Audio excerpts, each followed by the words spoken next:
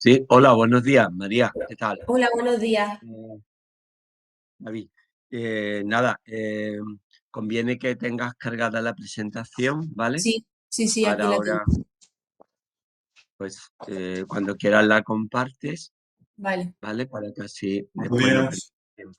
Buenos días, David, ¿qué hay? ¿Qué tal?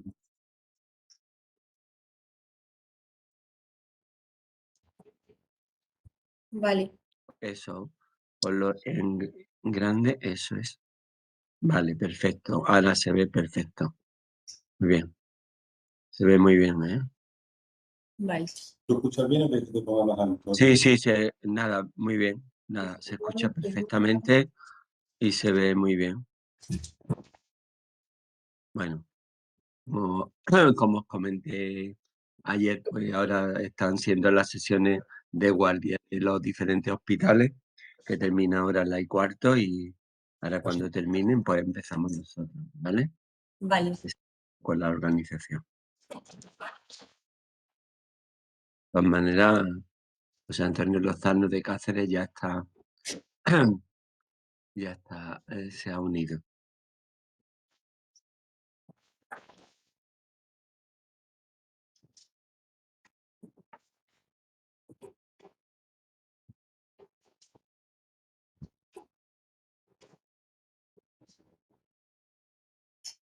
Ahora cuando tú hables, María, y David, haga tu presentación, nosotros silenciamos los micrófonos vale. para que no haya interferencia.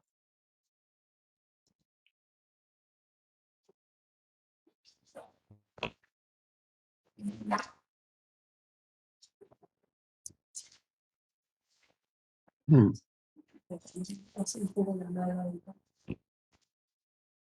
Pues te mande Gracias. al sonido, ¿no? Sí,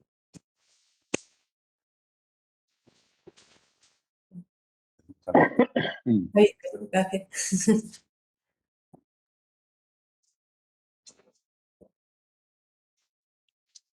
Voy a silenciar y ya me recuerda el cambio exacto.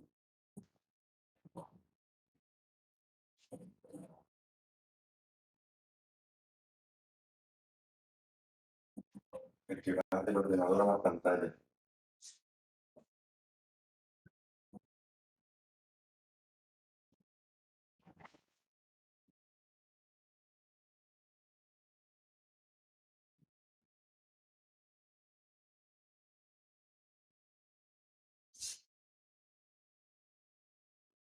La pantalla del ordenador.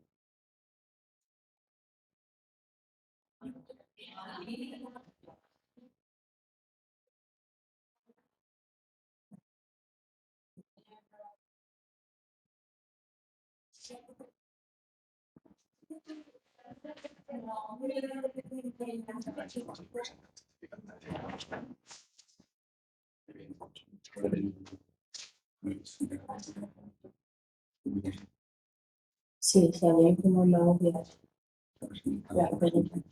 No, no. sé dónde.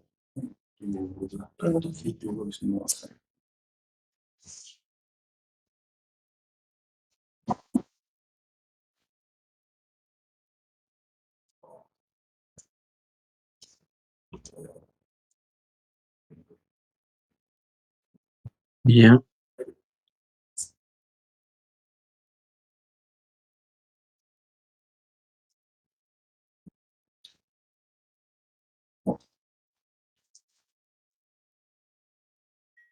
Ayer, María, te mandé lo de la normativa de la publicación, ¿vale? Para que Sí, se cuente. La idea es que nos llegue eh, lo más tardar a 1 de junio para que así eh, pueda pasar a imprenta para vale, antes del verano claro. que tengamos la Vale, distribución, ¿vale? vale, sí, sin problema.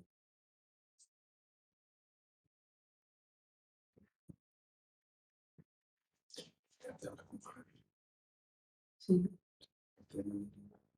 No, o sea, se la mandé, se lo dije, le puedo haber llegado, pero quería contestar solita.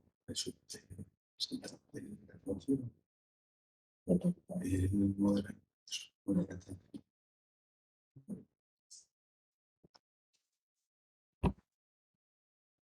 Total, tampoco podemos repetirme tanto. No, no, igual se lo podría haber dicho a Carlos, pero como no sabía, no. Ya.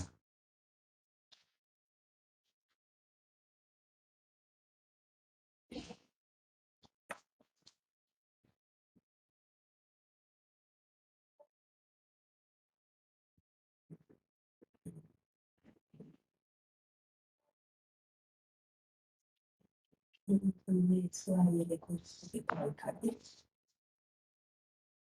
Ese se va a quedar ahí, pero consulta. Que creo que está. De tal manera, Bueno, ya va a llegar. Seguro. El va al día, nada más. corazón. Sí, ¿no? Porque luego el toche va Eso, a estar abajo y la mano. en nosotros. Hacia el interno. Garantizado. Hace mucho. Se quedará, creo que lo utilizará, será para casi todo eso. La idea es que haya que hacerlo por foto, por ejemplo. Vamos, viene a bajarte una vez, porque tú necesites. Si lo veo mejor, yo bajo el de Leo. Con la cara. Porque el de abajo, El de abajo el otro día lo utilicé un niño que venía irregular con la sectorial para mirar la compatibilidad, algo de grande. sí, sí, Para eso sí, también no era un niño grande, pero era un niño con mucha circunstancia. si lo utilizas así de vez en cuando te haga falta, te va a ser más fácil. Si tienes mal, si tú vas cogiendo con frecuencia, Sí, sí, cuando te haga falta, gente no puede buscarlo, te va a ser bastante rápida con un botón de congreso. Ha tenido ojo eso, sí, sí. entonces tú utilizas Y para terminar, lo utilizo un montón. y son para la enfermería, el hombre. Ajá. Sí, con la vida difícil ahí. Entonces eso te enseñando Sí. que llevas.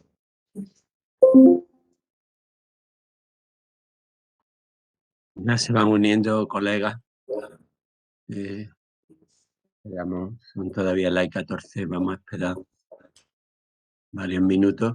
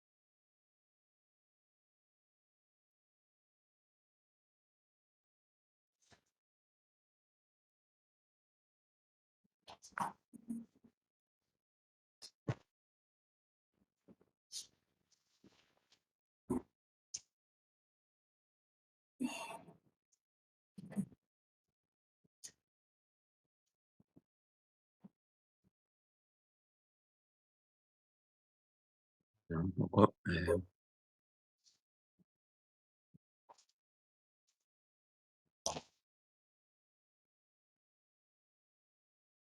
esperamos 2 o 3 minutos de cortesía y entonces comenzamos, ¿vale? Vale. Son ahora las 16, están terminando las sesiones.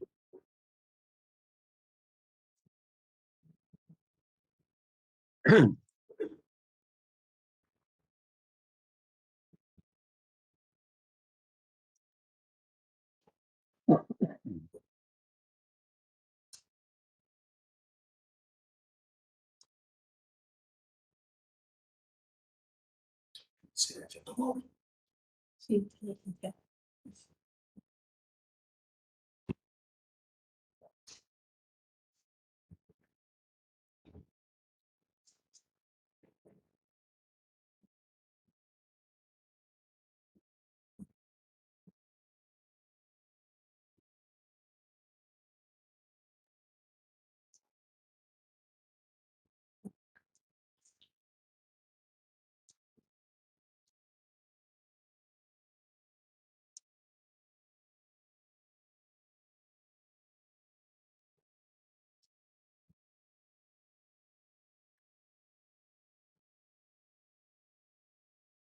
Bueno, dentro de un minuto comenzamos, ¿vale? Vale.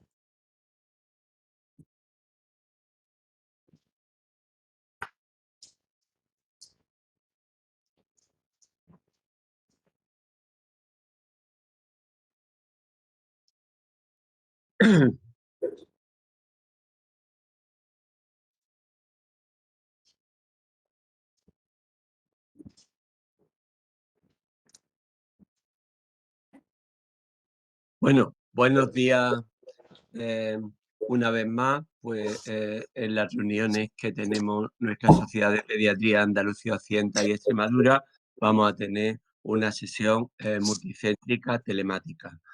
Hoy tenemos la suerte de la colaboración del Servicio de Pediatría del Hospital Universitario de Jerez, que lidera el doctor David Gómez Pastrana.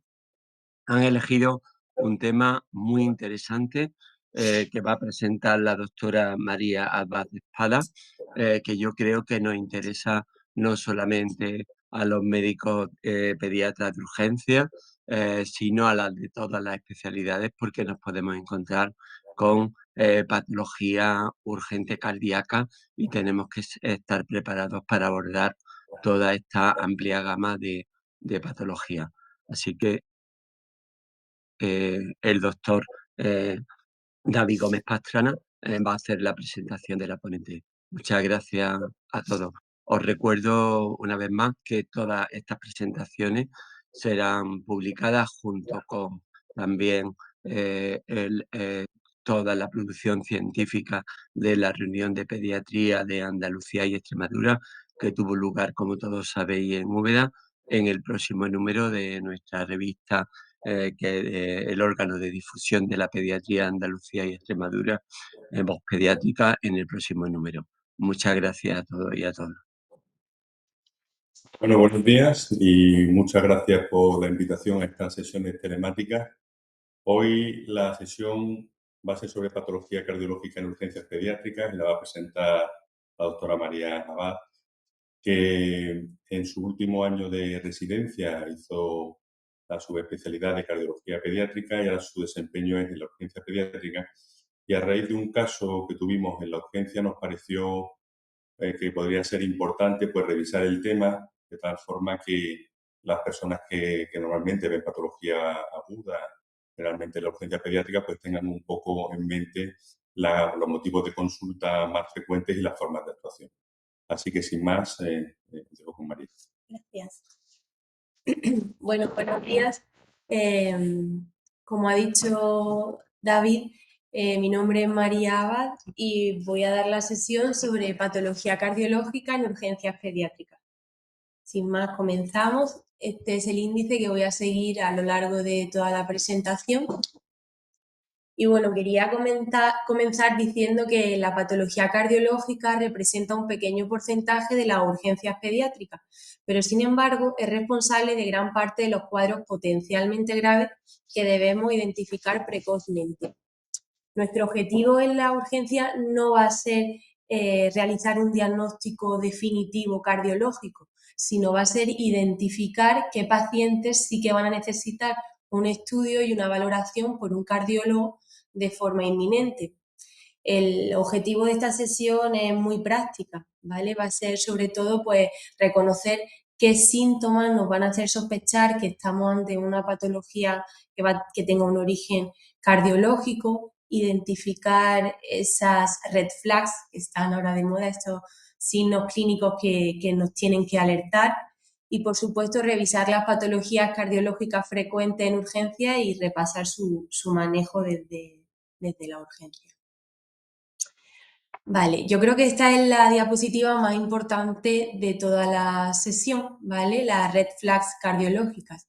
Aquí en la columna de la izquierda, en rojo, aparecen los principales datos clínicos que nos tienen que alertar en un paciente, ¿vale? Por ejemplo, pues si un niño viene a consultar por síncope durante el ejercicio, pues eso nos debe alertar y nos debe hacer sospechar que puede estar desarrollando una arritmia maligna o una miocardiopatía. Si viniera por dolor torácico también con el ejercicio, muy característico, pues importante descartar cardiopatía estructural o incluso isquemia. Cuando decimos isquemia, pues a todos se nos viene a la cabeza el típico infarto, que es verdad que en pediatría no es tan frecuente como en el adulto, ni muchísimo menos, pero siempre, bueno, tenemos que tenerlo en cuenta. Si consulta por palpitaciones asociadas a inestabilidad hemodinámica, por supuesto, las taquiarritmias, ¿vale? La taquicardia persistente no explicada. En la urgencia vemos muchísimos niños a lo largo del día que vienen con taquicardia. Esa taquicardia puede tener origen febril porque esté desarrollando en ese momento un cuadro infeccioso y presente fiebre, simplemente porque el niño esté irritable, ¿vale? Pero si vemos una taquicardia desproporcionada para la situación del niño que tenemos delante, no podemos dejar de pensar en una miocarditis, ¿vale? Si en la exploración encontramos una hepatomegalia, eso pues, tenemos que pensar que puede ser un signo de insuficiencia cardíaca. Si por el contrario a la auscultación pues escuchamos un soplo patológico que no habíamos escuchado con anterioridad en ese paciente o tiene características patológicas, descartar cardiopatía estructural. Si viene un niño desaturando, se le ha puesto ya oxígeno, salbutamol, se han descartado causas respiratorias, pues muy importante que tengamos en cuenta que puede tener un origen cardiológico, puede haber una cardiopatía congénita detrás. Por supuesto, nuestro aliado, el electro, si en el electro vemos cualquier anormalidad, pues pensar en arritmia, miocarditis, cardiopatía. Y finalmente, tener muy presente los antecedentes familiares. Si viene un niño con una historia familiar de muerte súbita, pues descartar canalopatía y miocardiopatía. ¿Y cuáles van a ser los principales motivos de consulta cardiológico en urgencia? Pues los que más se suelen dar van a ser el dolor torácico y el síncope, pero luego también van a venir niños por palpitaciones, disnea o soplo incidental. Tenemos que tener en cuenta que la mayoría de estos síntomas no van a tener un origen cardiológico, ¿vale? Nuestro trabajo, ¿vale? Nuestro objetivo va a ser encontrar qué síntomas sí que van a tener, qué pacientes sí que van a tener un origen cardiológico, ¿vale? El dolor torácico genera muchísima angustia familiar, ¿vale? Cuando viene un paciente con dolor, un niño, los padres la mayoría de veces vienen súper angustiados, pensando que es que a su hijo le duele el corazón. Sin embargo, menos del 5% de estos dolores van a tener un origen cardíaco. La mayoría van a tener un origen musculoesquelético relacionado pues, con costocondritis, dolor de la pared torácica. Otros van a tener un origen respiratorio, psicógeno relacionado con la ansiedad que veremos más adelante, que ahora está pisando fuerte, y también gastrointestinal. Dentro de las causas cardíacas de dolor torácico, en urgencias las que más solemos ver pues son la miocarditis y la pericarditis, y si ese dolor está relacionado con el ejercicio, pues siempre se nos debe encender la bombilla y pensar pues, que puede haber alguna patología relacionada con las coronarias o alguna miocardiopatía hipertrófica. Me gustaría describir brevemente, ¿vale?, los principales errores frecuentes que cometemos hoy en día a la hora de manejar el dolor torácico. El primero es sobreestudiar el dolor benigno. ¿Esto qué quiere decir? Sabemos, como ya he dicho, que la mayoría de dolores torácicos no van a tener un origen cardiológico. Nos vamos a encontrar la mayoría de veces con un paciente con una exploración totalmente normal, sin esas red flags de las que hablaba antes. Pero aún así se sigue realizando de forma casi sistemática electrocardiograma e incluso ecocardiograma, ¿vale? Esto lo único que va a hacer es aumentar la ansiedad familiar aumentar los costes y incluso nos va a hacer encontrar hallazgos accidentales que nos van a complicar todavía más el manejo, ¿vale? Otro de los errores que solemos cometer es infravalorar los antecedentes familiares. Si yo tengo un niño que viene por dolor torácico, pero la exploración es totalmente normal y no veo ningún dato de alarma, pues bajo la guardia y le doy el alta. Sin embargo, si yo a ese niño le he preguntado por sus antecedentes familiares de muerte súbita, síndrome de QT largo, miocardiopatía hipertrófica, y efectivamente hay algo de alguna de estas patologías en esa familia, no puedo actuar igual, ¿vale? Y el manejo va a cambiar totalmente. Y finalmente, no explorar la salud mental. Como he dicho antes, muchos dolores torácicos van a estar relacionados actualmente con el estrés, la somatización, la ansiedad, sobre todo en pacientes adolescentes. Si yo no estoy preguntando por ese área, no me estoy preocupando, esa sintomatología va a perpetuar. Encima, le voy a someter al paciente a más pruebas complementarias totalmente innecesarias, aumentando todavía más su ansiedad y además no voy a resolver nada, ¿vale? Por tanto, el reto actual no es tanto identificar causas graves, que son poco frecuentes, como ya he comentado, sino saber reconocer cuándo no es necesario seguir estudiando y adoptar un enfoque más global del paciente. Aquí os dejo un algoritmo bastante simplificado, pero creo que muy útil a la hora de manejar el dolor torácico. Como ya he dicho, exploramos al paciente. ¿Hay red flags, hay signos de alarma que veamos en él? No, pues alta y analgesia, ¿vale? Sin embargo, si sí que vemos, pues, por ejemplo, que ese dolor está relacionado con el ejercicio, que asocia palpitaciones, pérdidas de conciencia, un soplo patológico a la ocultación, se le hace su electrocardiograma, troponina y si sospechamos un origen cardíaco, pues su ecocardiografía. Vale, aquí no sé si se verá muy bien, voy a pasarla un poco de puntilla, pero es para que tengáis un esquema general de todos los tipos de dolores torácicos según el origen que tengan. Pues si tiene origen respiratorio, realizar su radiografía, si tiene origen cardíaco, como he dicho, su ecocardio, su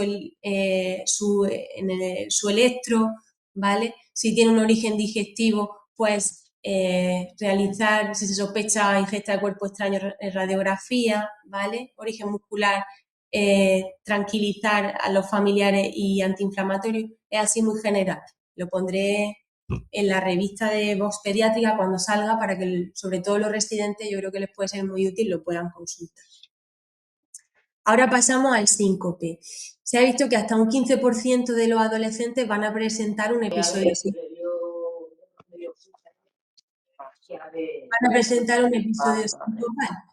Es verdad que la mayoría van a tener un origen vasovagal y un curso totalmente benigno. Sin embargo, el síncope puede ser la primera manifestación de cardiopatías. Otro de los orígenes del síncope puede ser ortostático o neurológico. ¿Cuándo tenemos que sospechar que un síncope va a tener un origen cardíaco? Pues sobre todo si ese síncope ocurre durante el ejercicio. No puede venir un paciente por la puerta de urgencia diciendo que se ha sincopado con el ejercicio y nosotros darles de alta, ¿vale? Ese niño tiene que ingresar sí o sí. Después vaya que no hacen pensar va a ser que ocurra en decúbito, el paciente está tumbado, cuando no haya unos pródromos, cuando el paciente nos refiera que anteriormente ha estado borroso, pálido, con visión borrosa, acúfeno, cuando hay antecedentes familiares de muerte súbita, por supuesto, patología. Por favor, si podéis silenciar los micrófonos, que hay una persona hablando que está interrumpiendo. A ver si por favor podéis silenciar los micrófonos. Gracias. Gracias. Y aquí, bueno, he hecho un resumen un poco de todos los tipos de síncope que tenemos, ¿vale? Un diagnóstico diferencial muy útil también, creo, para los residentes. Resumo brevemente: el vasovagal, como he dicho, el más común, el que tiene un origen, o sea, un curso benigno, pues vamos a encontrarnos que el paciente antes de sincoparse pues se ha quejado de mareo, náuseas, sudoración. Lo suele desencadenar la bipedestación, el calor. De forma aguda siempre sabemos que tenemos que colocar al paciente en decúbito y elevarle las piernas para favorecer ese retorno venoso. Y a largo plazo, desde las urgencias, pues nada, educación a las familias sobre cómo manejar el síncope y, muy importante, insistir en la hidratación. En el síncope de origen cardiogénico, pues sabemos que en este caso es un síncope brusco, que no avisa, sin pródromos, ocurre durante el ejercicio o en decúbito. Nos vamos a encontrar muchas veces con un electrocardiograma normal o con antecedentes familiares de patología cardiológica. Como he dicho, estos niños no se nos pueden escapar, hay que ingresarlos, monitorizarlos y realizarles sus pruebas complementarias pertinentes. En el síncope ortostático, también frecuente sobre todo en niñas, adolescentes, pues es el que ocurre al ponerse de pie, pasar de decúbito a supino de forma brusca. También está relacionado con el síndrome de taquicardia postural ortostática y se maneja pues, muy parecido al vasovagal, con hidratación, reposo y insistir mucho en esas medidas posturales.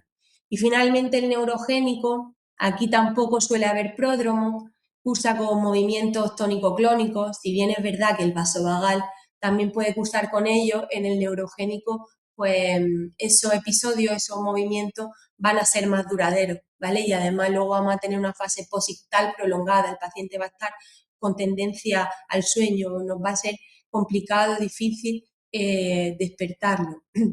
Y hay que descartar, por supuesto, en estos casos epilepsia e hipoglucemia. Muy importante realizar la glucemia para descartar siempre de primeras que la causa no sea hipoglucémica. Y finalmente, pues el manejo con su ABC. En el caso de la hipoglucemia, lo primero de todo, reponer esa glucemia y realizar el encefalograma y derivar a consulta de neurología. Igual que con el dolor torácico, he puesto un algoritmo bastante sencillo de manejo. Aquí es súper importante la historia clínica y la exploración en estos pacientes, ¿vale? Igual que decíamos que en el dolor torácico no hay por qué realizar electrocardiograma si no vemos ningún tipo de signo patológico, en el síncope sí, ¿vale? En el síncope hay que realizar siempre un electrocardiograma. Si vemos alguna alteración en algunos de esto, pues de lo que he comentado, de historia, exploración o electro, pues si hay alguna alteración, estudio cardiológico, se ingresa, electro otra vez, ecocardiograma, ¿vale? Y si es necesario, pues Holter u otro tipo de pruebas complementarias, se hace. Si no vemos nada patológico y sospechamos un vasovagal, pues alta, con recomendación. Vale, el manejo del síncope ha cambiado mucho a lo largo de los años, ¿vale? Hemos pasado de un enfoque clásico cuyo objetivo era descartar patología cardíaca grave y se estudiaba a todos los pacientes, a un enfoque más actual, un enfoque en el que solo se estudian aquellos pacientes en los que pensemos que puede haber una causa patológica. Ya he dicho que la mayoría de síncopes van a ser vasovagales, van a tener un curso benigno y no hay que estudiarlos a todos. Antes se realizaba pruebas complementarias a todos los pacientes, electro, eco, Holter, mesa basculante incluso, y ahora pues nuestro mayor aliado no van a ser las pruebas complementarias, van a ser, como he dicho, la anamnesis y la exploración, siempre por supuesto acompañado del electrocardiograma, y si ya aquí vemos alteraciones, pues ampliaríamos pruebas complementarias. Otra de las novedades que tenemos también en el enfoque actual es que ahora no nos centramos únicamente en el síncope cardiológico y ya está, no. Nos ocupamos de cómo ese síncope afecta en la calidad de vida del paciente, educamos al paciente en cómo manejarlo en el domicilio y hacemos un tratamiento no farmacológico muy importante. Por tanto, hemos pasado de un modelo basado en descartar enfermedad a un modelo basado en estratificar riesgos y personalizar el manejo. Ahora pasaríamos a la arritmia en urgencia. Como todos sabemos, la más frecuente es la taquicardia paroxística supraventricular, que puede ocurrir tanto en neonatos como en lactantes, como en niños más mayores.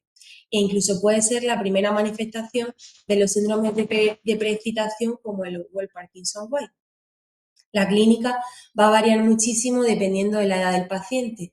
Un lactante no viene diciendo, tengo palpitaciones, ¿vale? Entonces, en este rango de edad, pues van a venir muy irritables, rechazo a las tomas, signos de insuficiencia cardíaca ya en las arritmias que llevan bastante tiempo, y en los más mayores pues van a venir consultando con palpitaciones, sensación de inestabilidad, dolor torácico. En cuanto a las novedades en la arritmia, pues el electro cada vez toma más importancia, ¿vale? No solo sigue siendo la prueba inicial básica, sino que cada vez pues se le da más importancia a su lectura sistemática y estandarizada. Además nos ayuda a identificar patrones sutiles de precipitación, QT largo, brugada, y además cada vez se utiliza más en programas de cribado en poblaciones seleccionadas. Todo esto con el objetivo de detectar precozmente canalopatía o miocardiopatía oculta. Además, otra de las novedades es que cada vez se utiliza más la monitorización prolongada y los dispositivos implantables. Los que más solemos utilizar son el Holter prolongado, los registradores de eventos y los loop recorder implantables, sobre todo en pacientes con síntomas poco frecuentes o síncopes de causa no filiada. Como ya os he dicho, la taquicardia paroxística supraventricular es la arritmia más frecuente en pediatría. Por tanto, me gustaría dar una breve pincelada sobre su manejo en urgencias que creo que para repasar nos puede ser de bastante utilidad. Siempre que el paciente está estable, sabemos que empezamos con maniobras vagales. Hay muchísima clase de maniobras, ¿vale? Pues desde colocar al paciente en decúbito hasta en los lactantes sustituir esas maniobras pues, por la succión en vacío en el biberón, el uso de una bolsa con hielo y agua, sobre todo se hace mucho en lactantes, aplicada en la zona facial durante unos 30 segundos, y el masaje del seno carotidio, pero muy importante en mayores de 10 años, ¿vale? En menores de 10 años el masaje del seno carotidio pues no está tan indicado.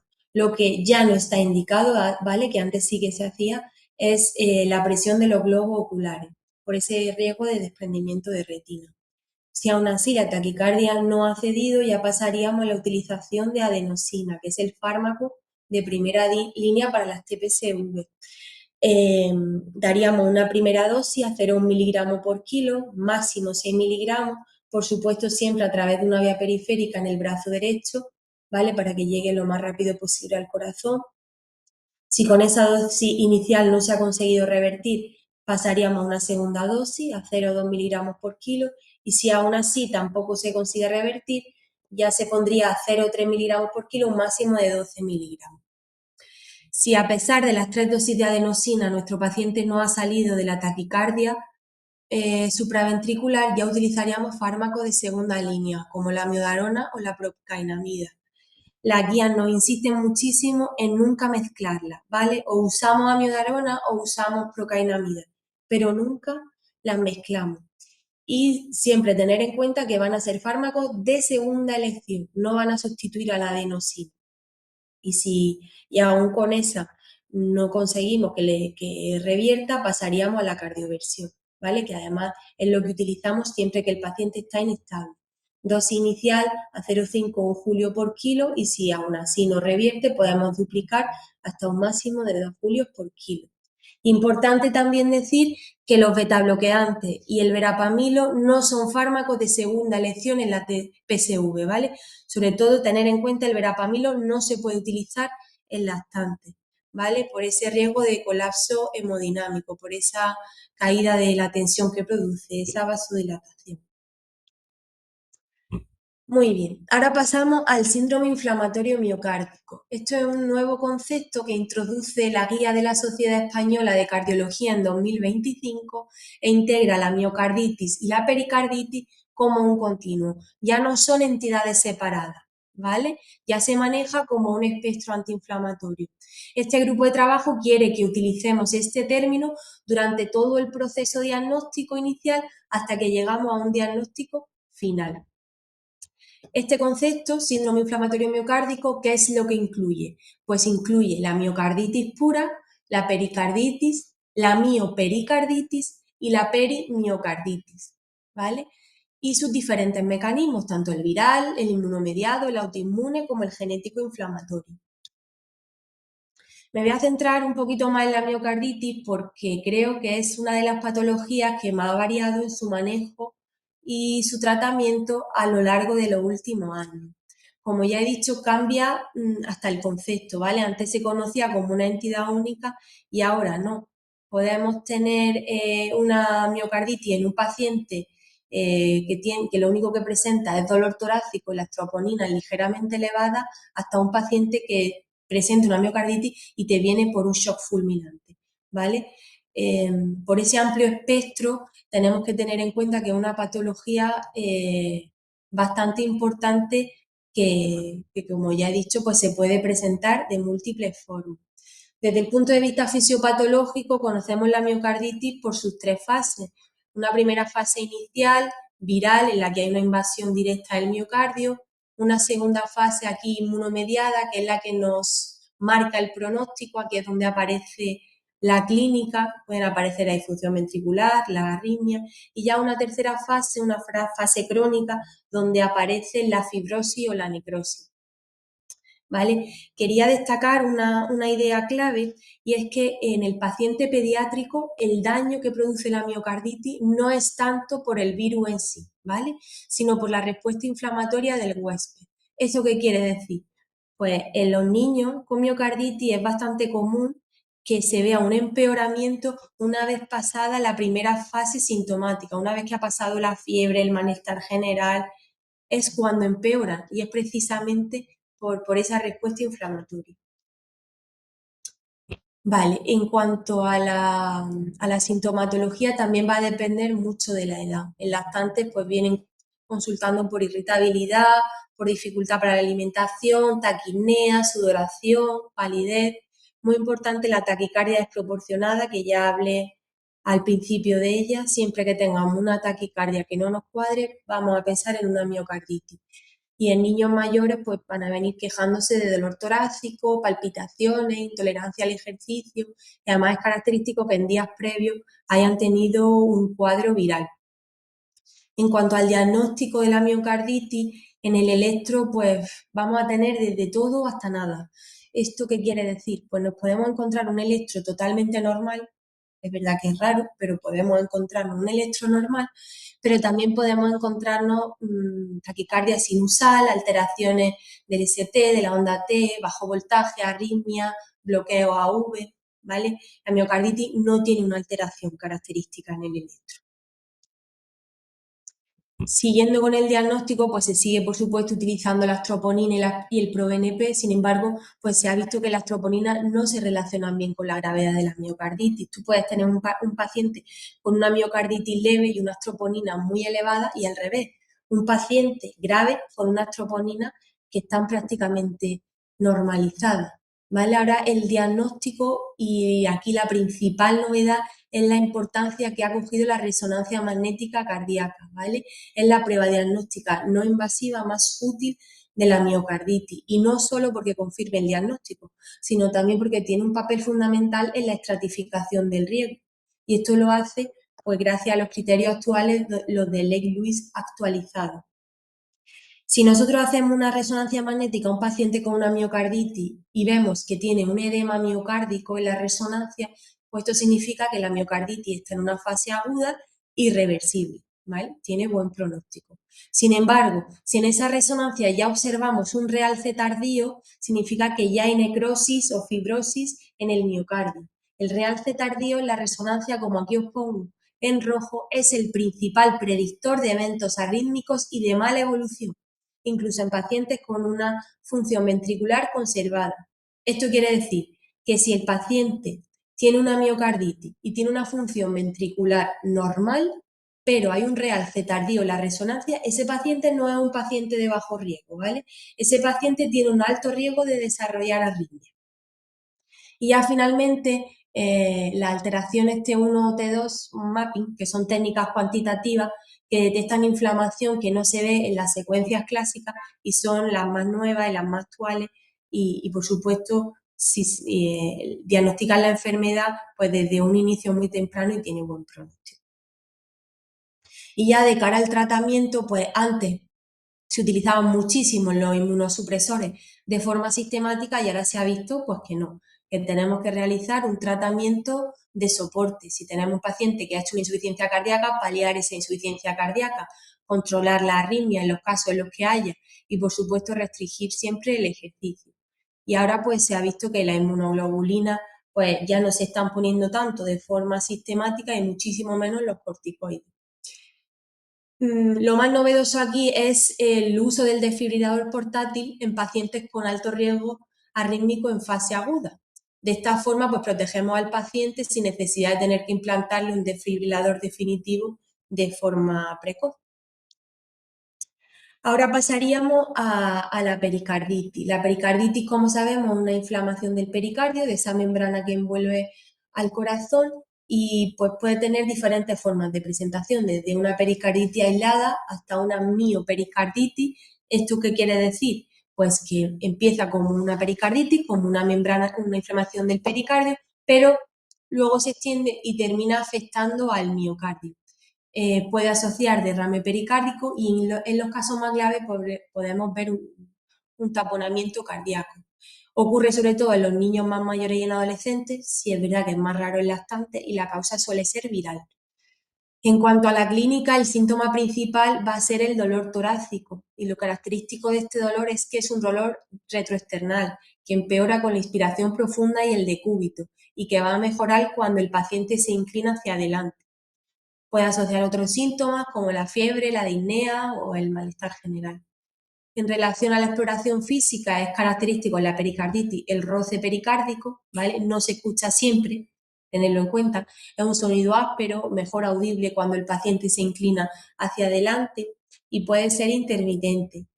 Y el paciente pues, además también puede presentar taquicardia, ruido apagado si asocia derrame o incluso ingurgitación yugular si asocia el taponamiento cardíaco.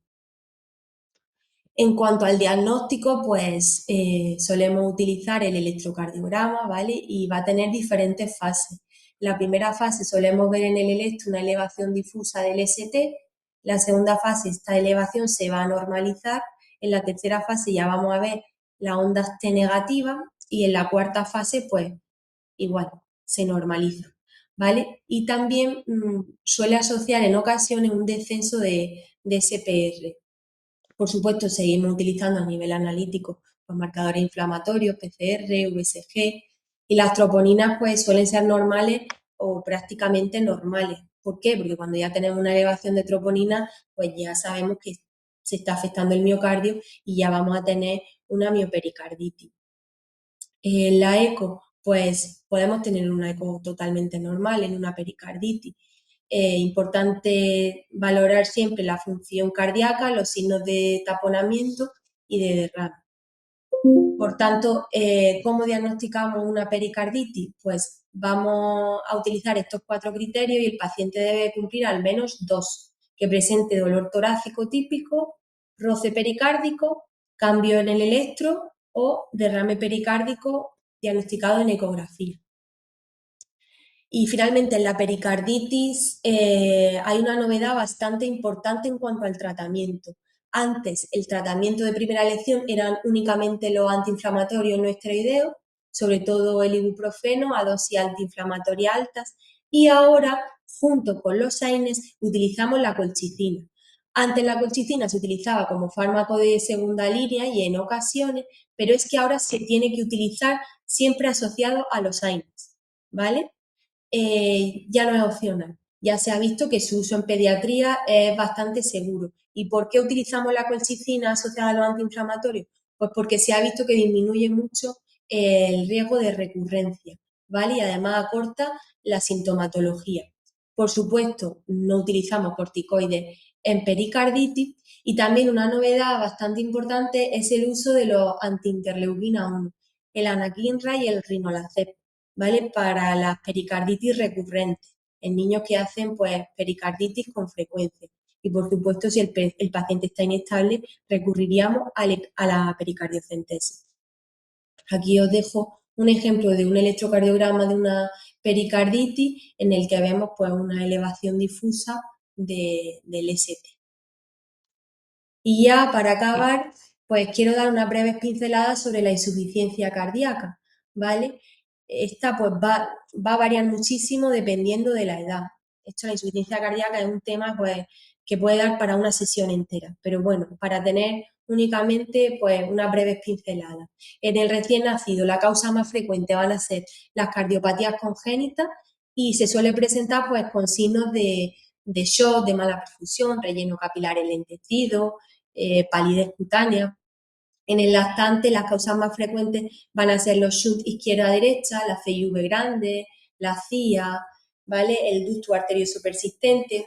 Y se suele presentar pues, con sudoración, dificultad para la alimentación, dificultad para la ganancia ponderal. En el niño, igual que en el adolescente, las causas más frecuentes van a ser la miocarditis y la miocardiopatía. Y en el niño la presentación típica van a ser con síntomas respiratorios, con disnea, fatiga. Y en el adolescente pues va a ser con una mala intolerancia al ejercicio, ¿vale? Las cardiopatías congénitas que cursan con insuficiencia cardíaca en las primeras semanas de vida suelen ser la CIV grande, la persistencia del ductus, el canal auriculoventricular y la coartación de aorta. ¿Y cuándo suele aparecer esos signos de insuficiencia cardíaca? Pues cuando caen las resistencias pulmonares, a las 4 o 8 semanas de vida.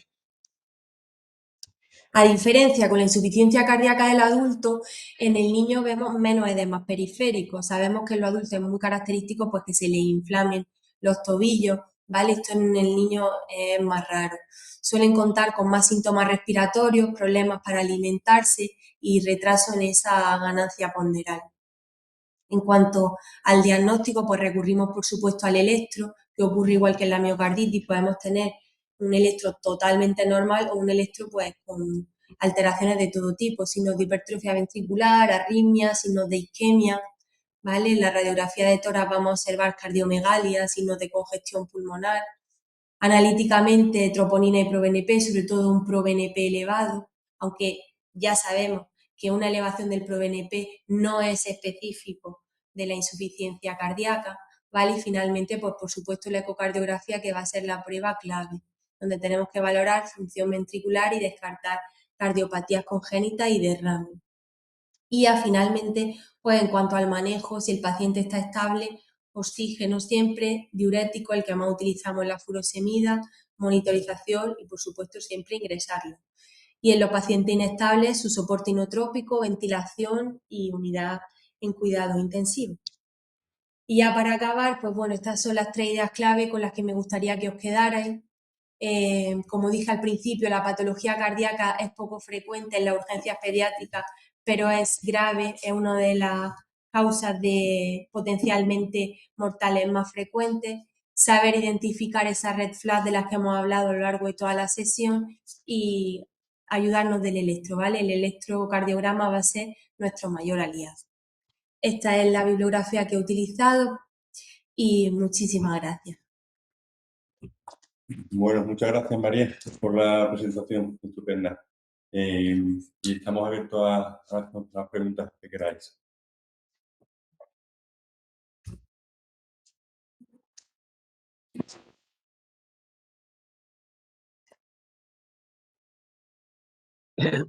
Gracias, María. La verdad es que ha sido excelente la presentación y nos ha aclarado todas las dudas que teníamos y ha hecho una puesta al día muy interesante del manejo de las diferentes patologías que no podemos tener en urgencia, aclarando las dudas sobre lo que hacíamos antes y no debemos de hacer ahora, como el verapamilo, etcétera, etcétera, ¿no? El abuso de los corticoides, la inmunoglobulina en las pericarditis y demás. Así que muchísimas gracias. A vosotros. Hola María, soy Marta Yagüe de Cardio de Córdoba. Muchísimas gracias por la sesión, creo que para nivel de residentes creo que increíble, vamos, si no les queda claro con esto. Verdad que la cardio en la urgencia pues son cosas de típicas cosas que te lees muchas veces y no ves ninguna, como la miocarditis, cosas así un poco más fáciles de diagnosticar como las arritmias y cosas que ves todos los días, pero el manejo se hace mal, que es como los dolores torácicos y los síncopes. Yo me duele la boca ya de ver muchos dolores torácicos que vienen a cardiología, todos han hecho un electro, pero nadie viene reflejado que le hayan tocado la parrilla costal y son cosas de simplemente de que la ansiedad familiar o del propio médico, porque sea cardíaco, altera el algoritmo que tú usas y al final pues tiendes a pensar que las cosas más frecuentes son las menos frecuentes en realidad. Entonces creo que hay que repasárselo continuamente y aprender a manejarlo bien. Y la miocarditis a mí me resulta un gran reto, ni siquiera sé cómo transmitirlo a los residentes. O sea, la sospecha, porque es una sospecha clínica, a partir de ahí, pues claro, podemos llegar a la resonancia, pero siempre bajo una sospecha. Y yo creo que en el niño, típico niño con mal estado general, que le vas a hacer una analítica porque lo ves mal o decaído, mal perfundido, taquicárdico, polisneico, en fin, un niño que no te gusta y que va a pedir una analítica casi, yo creo que con la sepsis en la cabeza, pedir unas troponinas no estaría de más. Sabemos que no nos van a orientar en nada, que no nos van a decir si la miocarditis es más o menos grave, pero yo creo que en una sepsis nos indica pues, no, un poco de participación miocárdica y nos puede dar la pista sobre la miocarditis. No pedirlas es estar ciego durante otro rato más hasta que alguien venga y le ponga luz al caso, ¿no? Entonces, bueno, pero vamos, sin más, porque me ha parecido excelente, de verdad. Muchas gracias. Muchas gracias. Gracias.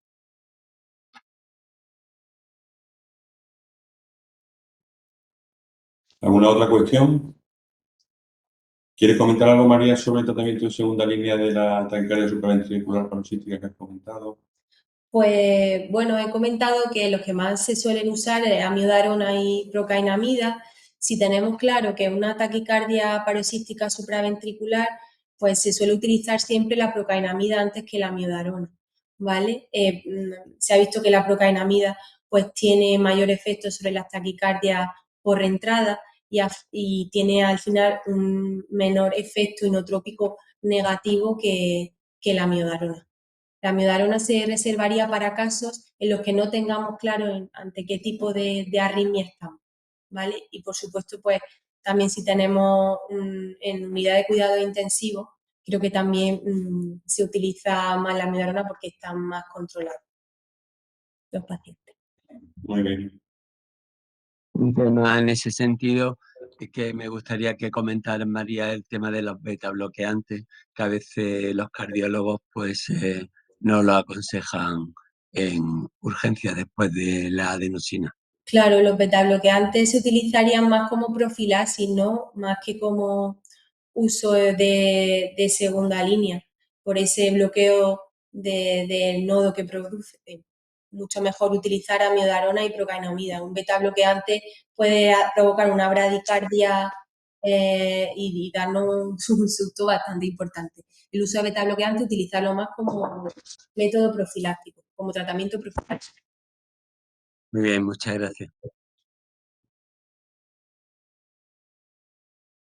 Muy bien, pues Bueno, por nuestra parte, si no hay más preguntas, pues nada, agradeceros de nuevo la invitación y la asistencia a esta reunión. Un saludo para todos. Muchas gracias. vale, buen día. Bueno. Os emplazamos a todos el próximo mes para la siguiente sesión clínica telemática multicéntrica. Muchas gracias Gracias. al Servicio de Pediatría del Hospital de Jerez y tanto a David como a María por su especial colaboración. Que tengáis buen día. Muchas gracias. Un saludo, hasta luego. Hasta luego, gracias.